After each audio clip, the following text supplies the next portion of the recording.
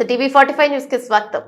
Nutan CAG Kondru Sanjay మూర్తి నేడు రాష్ట్రపతి ముర్ము సమక్షంలో పదవి స్వీకారం. అమలాపురం మాజీ ఎంపీ కేఎస్ఆర్ మూర్తి తనయుడే సంజయ్ మూర్తి. భారత ప్రభుత్వ వ్యవస్థలో CAG computer and auditor general అత్యంత కీలకమైంది. ప్రభుత్వాల ఆదాయ వ్యయాలు గణాంకాలపై కాగ్ పర్యవేక్షణ ఉంటుంది. ఈ నేపథ్యంలో భారత నూతన కాగ్ కొండ్రు సంజయ్ మూర్తి నియమితులయ్యారు. ఇవాళ భారత రాష్ట్రపతి ద్రౌపది ముర్ము సమక్షంలో కాగ్ ప్రమాణ స్వీకారం చేశారు. ఇప్పటిదాకా గిరీష్ చంద్ర ముర్ము కాగ్ బాధ్యతలు స్వీకరించారు.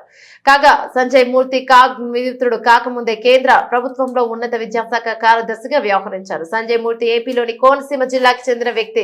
ఈ విశిష్ట పదవి చేపట్టిన తొలి తెలుగు ఐఏఎస్ అధికారిగా ఘనత అందుకున్నారు. సంజయ్ మూర్తి అమలాపురం మాజీ ఎంపీ కేఎస్ఆర్ మూర్తి తనయుడు కేఎస్ఆర్ మూర్తి 1996లో కాంగ్రెస్ తరపున లోక్సభ ఎన్నికల్లో గెలిచారు. సంజయ్ మూర్తి తండ్రి కేఎస్ఆర్ మూర్తి కూడా రాజకీయాల్లోకి రాకముందు ఐఏఎస్ అధికారిగా సేవలు అందించారు. కేంద్ర ప్రభుత్వంలో కార్యదర్శి హోదాలో బాధ్యతలు నిర్వహించారు.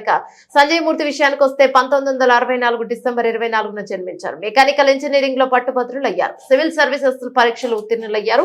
Sanjay Murthy Himachal Pradesh cadre 1989 batch IAS అధికారి. కేంద్ర ప్రభుత్వం నూతన విద్యా విధానం తీసుకురావడంలో ఉన్నత విద్యాశాఖ కార్యదర్శిగా కీలక పాత్ర పోషించారు.